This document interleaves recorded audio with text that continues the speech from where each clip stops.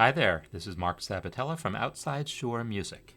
In this video, I want to share one small insight into George Gershwin's Rhapsody in Blue, which is having the 100th anniversary of its premiere today as I record this, February 12th, 2024. Premiere was 1924.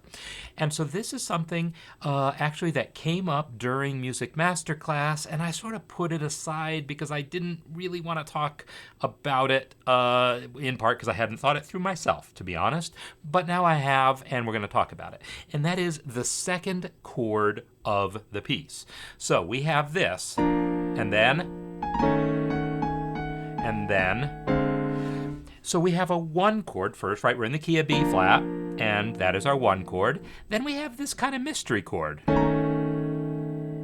And I'm not sure which of these notes in the melody are chord tones, or if either of them are.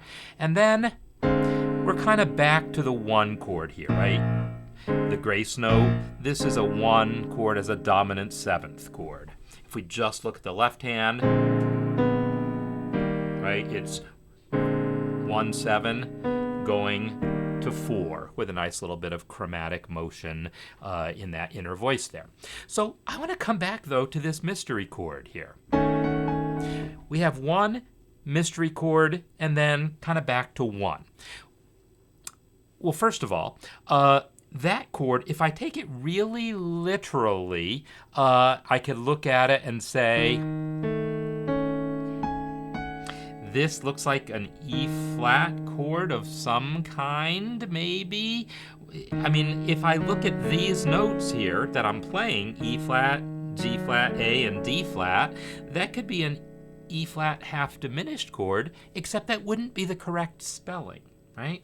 The correct spelling of an E flat half diminished chord would be E flat, G flat, which we have in the melody, and then B double flat, and then D flat. And that's not how it's spelt here. It's spelt with an A natural and a C sharp. All right, I'm going to now flip and show you the original manuscript, which someone had pointed me toward during class last week. The original manuscript does have the B double flat and D flat. I know it's really light on the screen and hard to see. So it does seem that maybe Gershwin was thinking, hey, this is an E flat half diminished chord. Now we could ask, what is it doing there? Well, it's like a special fancy 4 chord. You know, I talk about minor 4 chords as being this fun, darker cousin of the regular 4 chord. This is the extra dark version. This is the half diminished 4 chord. Not a commonly used chord at all as a way of getting back to 1. But we could also just look at the voice leading. D, D flat, C, and B flat, B double flat, A flat. So just from a voice leading perspective, that spelling makes sense. And we could think that maybe Gershwin was thinking more about the voice leading than about a chord. But I got a little more insight for you. Let's take another look at it the way it's actually spelled in the published version. And Gershwin wrote this arrangement, right? This is the officially published solo piano arrangement that Gershwin wrote. And so he had the opportunity to, make changes to his notation. And I think maybe he deliberately respelt it with the A natural and the C sharp to indicate something about what's actually going on harmonically. And I haven't said what's going on harmonically yet, but here's what I think is happening. This is, I really want this to be 1-5-1. I want it to be B flat, F7, B flat. I want that. That E flat and A is the 7th and 3rd of an F chord, right?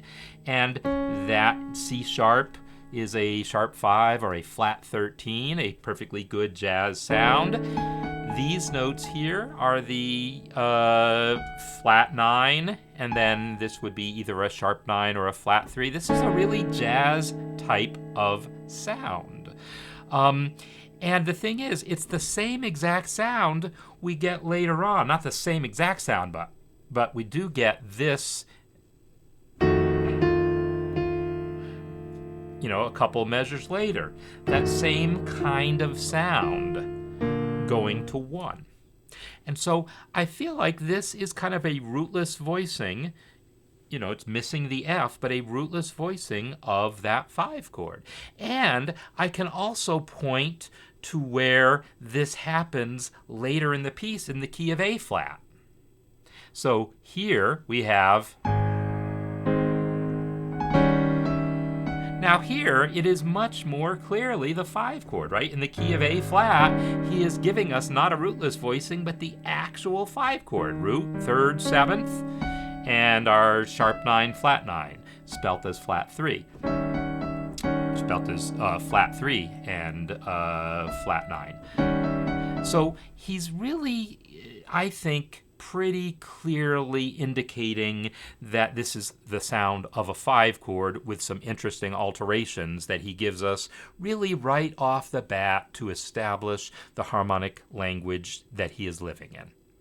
So, I didn't really address that chord completely because frankly I hadn't thought it through during class last week, but I wanted to follow up on that. So anyone who was watching that, now you've got a little more resolution on what's happening.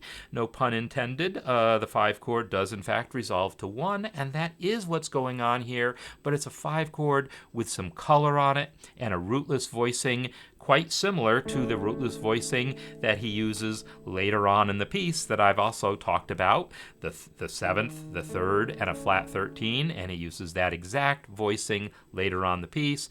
I've talked about that in another video. So this piece, again, has all sorts of things about it that are interesting to look at, and those types of jazz sounds are just so key to the sound of this piece and what Gershwin is bringing to the language. I thought it was worth exploring. Hope you enjoyed it.